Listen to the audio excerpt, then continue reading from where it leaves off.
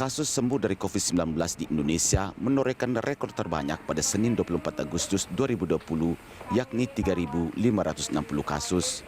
Rekor kasus sembuh terbanyak dalam sehari sebelumnya terjadi pada 28 Juli 2020 sebanyak 2.366 kasus. Kasus sembuh terbanyak terjadi di DKI Jakarta, yakni sebanyak 1.896 orang. Jumlah ini sekaligus menjadi rekor sembuh terbanyak di DKI. Jumlah pasien sembuh terbanyak berikutnya adalah di Papua, mencapai 408 orang. Jawa Timur menempati peringkat ketiga dengan jumlah pasien sembuh mencapai 321 orang, disusul Jawa Barat 208 orang. Jumlah pasien sembuh terbanyak lainnya terdapat di Jawa Tengah sebanyak 99 orang, Sulawesi Selatan 93 orang, dan Sumatera Selatan 85 orang. Satuan Tugas Penanganan COVID-19 melaporkan adanya penambahan 1.877 kasus baru COVID-19 hingga Senin 24 Agustus 2020. Dengan penambahan itu, total kasus COVID-19 di Indonesia mencapai 155.412 orang. Penambahan ini didapatkan dari hasil pemeriksaan spesimen sebanyak 19.395 orang. Adapun pasien yang berhasil sembuh bertambah 3.560 orang sehingga total menjadi 111.060 orang. Sementara pasien meninggal terdapat penambahan sebanyak 79 orang sehingga total menjadi 6.759 orang. Tim Liputan Berita 1 Jakarta. Pemirsa, rekor pasien sembuh COVID-19, itulah topik Morning Talk kita pagi ini. Dan untuk membahasnya, kita telah terhubung melalui fasilitas Zoom dengan Dedi Supratman, Ketua Ikatan Ahli Kesehatan Masyarakat Indonesia atau IAKMI. Selamat pagi, Mas Dedi. Selamat pagi, Mas Cikal. Apa kabar, Mas Dedi? Sehat? Alhamdulillah sehat, Mas Cikal. Alhamdulillah. Nah, ini juga ada sebetulnya informasi yang kalau saya melihatnya, apalagi kalau sudah dihadapkan dengan angka-angka, Mas Dedi, ada peningkatan rekor pasien sembuh COVID-19. Kalau melihat secara angkanya saja, ini bisa sebuah kabar baik, begitu bisa menenangkan. Tapi kita butuh yang lebih mendalam mungkin, terutama dari pihak IAKMI. Kalau Mas Dedi sendiri melihatnya seperti apa? Ya, Mas Cikal, pertama kami dari Ikatan Ahli Kesehatan Masyarakat Indonesia, kita patut bersyukur tuh kan, karena kemarin kita mencapai rekor angka kesembuhan tertinggi ya selama masa pandemi di Indonesia ini. Ada 3.560 pasien COVID yang dinyatakan sembuh, dan ini merupakan rekor tertinggi selama pandemi. Dan itu artinya saat ini total ada 111.060 orang atau sekitar 71,5%. Angka ini patut kita apresiasi karena lebih tinggi angka kesembuhannya dibandingkan angka kesembuhan global yang hanya sekitar 67%. Gitu dia. Nah, ini patut kita apresiasi kerja keras dari segenap teman-teman tenaga medis, teman-teman tenaga kesehatan, dan seluruh pihak yang bekerja keras memerangi pandemi COVID-19 ini. Nah, untuk itu kita berharap dari IAKMI agar tren ini bisa kita pertahankan nih, Mas Cikal. Kita berharap semua pihak, khususnya mungkin pemerintah, bisa memberikan dukungan yang lebih optimal, baik itu terhadap fasilitas kesehatan, alat-alat kesehatan, obat-obatan, gitu ya. Dan kita juga berharap pemerintah juga bisa memperkuat APD untuk teman-teman tenaga medis dan tenaga kesehatan kita, karena itu penting sebagai proteksi bagi para pejuang kita nih di rumah sakit sebagai garda untuk pengobatan COVID-19. Kalau menurut oke Mas Dedi, kalau menurut Mas Dedi, apa indikator yang paling utama begitu sehingga angka kesembuhan ini bisa begitu baiklah angkanya bisa dikatakan seperti itu, karena kita tahu bahwa kebijakan-kebijakan selama ini kan ada pelonggaran. Nah, ini bagaimana melihat ini? Apa indikator utama sehingga bisa tembus cukup signifikan untuk pasien sembuh ini? Ya, kami sendiri dari IAKMI takjub ya dengan angka ini, karena biasanya kan cuma 1.000, 2.000, ini kan hari ini mencapai 3.560. Ini kan angka kesembuhan yang kemudian secara laboratorium dinyatakan positif seperti itu. Namun memang Mas Cikal, ini juga jangan jadikan indikator bahwasanya COVID ini sudah terkendali, Mas Cikal. Karena kita juga harus melihat angka-angka keseluruhan. Misal nih, angka kematiannya ini kan juga masih cukup tinggi di kita, masih di angka 4,3% ya. Padahal di global itu 3,5%. Dan saya ingin katakan bahwasanya fatality rate-nya atau mungkin angka kematian COVID ini secara global kan sebenarnya hanya sekitar 3% seperti itu.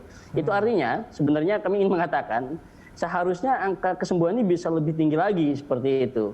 Karena saat ini kan kasus aktif, artinya yang dinyatakan positif kan ada 155.000, yang sembuh ada 111.000. Itu artinya masih ada 44.000 kasus lagi yang masih belum sembuh, ini masih aktif seperti itu. Nah, dengan melihat angka kematian yang secara global itu hanya 3%, harusnya kita bisa meningkatkan angka kesembuhannya lebih tinggi lagi. Jadi sebenarnya memang seharusnya memang seperti itu, Mas Cikal, seperti itu. Dan saya lihat memang ini ya karena dukungan semua pihak juga, khususnya teman-teman tenaga medis dan tenaga kesehatan yang berupaya optimal untuk memperkuat pengobatannya, gitu kan, sehingga saat ini kan semua fasilitas relatif lebih lengkap ya dibandingkan saat awal pandemi. Awal pandemi kita APD aja kita susah itu kan untuk mendapatkan, ventilator susah dan lain sebagainya. Sekarang relatif fasilitas kesehatan sudah cukup membaik seperti itu.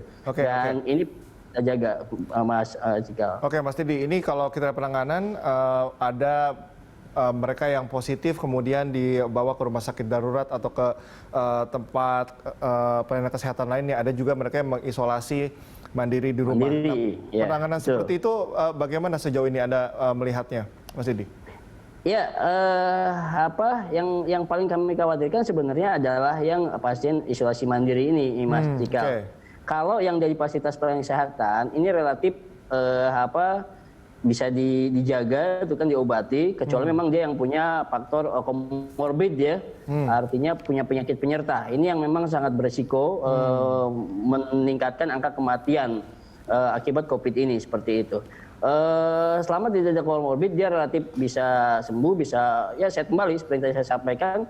Kalau angka kematian secara global ini hanya 3%, itu kan itu artinya seharusnya memang bisa sembuh seperti itu pasien-pasien ini.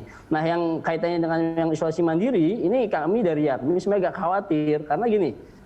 Kemarin saya sempat mendapat informasi soal fasilitas kesehatan yang digunakan dalam hal ini tempat tidur yang digunakan itu hanya versi Kemenkes 41%, versi DKI 55% itu dia.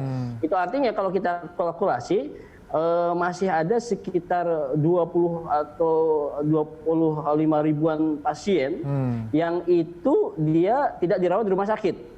Itu artinya kemungkinannya dia adalah isolasi mandiri. Nah, isolasi mandiri ini yang kita khawatirkan adalah ini siapa yang mengawasi yang bersangkutan seperti itu? Kita Mas Edi, artinya untuk pasien OTG yang diputuskan untuk isolasi mandiri, sejauh ini Anda melihatnya belum ada bentuk seperti pemantauan, seperti apa pengawasan seperti apa, itu belum ada, Mas Edi? Ya, kita melihat belum optimal karena misal saja sekarang kalau kita cek ini kan seperti dilepas begitu saja ke masyarakat itu kan. Harapan kita dulu awal-awal DKI ingin mengembangkan rumah isolasi dan lain sebagainya. Namun memang untungnya DKI punya wisma atlet ya yang itu bisa untuk mendukung wisma itu. Nah, daerah lain bagaimana itu dia? Ini yang kami sampai saat ini belum menemukan tuh kan. Kalau kami tanya itu kan pengawasannya memang ya masih belum dipantau dengan baik. Ini yang harusnya bisa kita optimalkan. Sehingga yang terpenting Mas Cikal, ini kan angka kesembuhan ini kan juga terkait dengan penambahan kasus yang ada itu dia ya, terkait dengan testingnya. Testing kemarin itu kan itu hanya sekitar 19.000 seperti itu tes yang dilakukan. Sehingga memang dan itu ditemukan kasus positif pada 1.800. Kalau seumpama testingnya lebih banyak lagi, gitu kan? Ya sebagai catatan kita masih jauh tertinggal ya dari rekomendasi WHO. Kalau testingnya masih perlu ditingkatkan lagi, itu akan semakin banyak yang positif seperti itu. Dan itu artinya beban pelayanan kesehatan akan semakin berat lagi, Mas Cikal. Oke, fasilitas kesehatan yang disiapkan oleh pemerintah apakah Anda melihat selama ini sudah siap atau cukup begitu? Karena kalau tes spesimennya juga diperbanyak, artinya juga tools-nya ibaratkan seperti itu juga harus sudah siap. Anda melihatnya seperti apa, Mas Edi? Ya, dalam konteks penanganan pandemi ini kan ada 3 aspek yang mesti dilihat. Pertama mulai dari aspek testingnya atau mungkin pemeriksaannya. Ini sampai dengan saat ini pemerintah terus meningkat seperti itu. Namun kan global punya standar seperti itu. 1/1000 penduduk seperti itu. Nah, di kita itu hanya DKI Jakarta yang mampu melampaui target itu. Jadi daerah lain itu masih jauh tertinggal. Dan yang membuat kita prihatin lagi dari sekitar 1,1 juta penduduk Indonesia yang ditesting, itu separohnya ada di DKI Jakarta itu, hampir 50% di DKI Jakarta. Itu dia, sehingga memang kemampuan testing pemerintah ini kita berharap yang saat ini sudah cukup baik harus ditingkatkan karena bagaimanapun kita harus mengejar standar global atau standar WHO seperti itu. Itu dari aspek testingnya. Yang kedua adalah dari aspek pencegahannya. Pencegahan ini yang kaitannya juga dengan aspek pemantauan tadi yang saya sampaikan. OTG ini mesti jaga seperti itu. Jangan sampai kemudian ini dibiarkan begitu saja sehingga kita tidak tahu apakah pagi-pagi atau tengah malam dia keluar, kan kita nggak tahu seperti itu. Ini yang kemudian harus kita perkuat upaya pemantauan dan pencegahan penyakit COVID ini. Dan yang ketiga adalah upaya pengobatannya ini yang saya lihat semakin kesini luar biasa kerja keras tim dokter, tim tenaga kesehatan, tuh kan memberikan pelayanan yang lebih baik seperti itu. Dan ini juga mungkin saya kira erat kaitannya dengan secara psikologis nih masyarakat semakin paham bahwasanya ya tenang saja itu kan orang dengan COVID ini jangan langsung stres, langsung khawatir seolah-olah akan mati karena secara global sekali lagi kami sampaikan fatality rate ini sangat rendah ya, cuma 3%. Itu artinya angka kesembuhan itu akan sangat tinggi dan harusnya kita bisa lebih tinggi lagi dibandingkan angka 3.560 pasien yang kemarin sembuh ini. Begitu Mas Cika. Oke. Mas Dedi tadi mengatakan di poin terakhir ada dari pengobatan dan Indonesia juga sekarang sedang menyiapkan vaksin merah putih. Kita akan nanti bahas bersama Mas Dedi seberapa dalam sebetulnya nantinya berdampak terhadap kesembuhan, kemudian juga terhadap psikis masyarakat sendiri. Tapi usai jeda Mas Dedi kita akan bahas, dan pemirsa tetaplah bersama kami.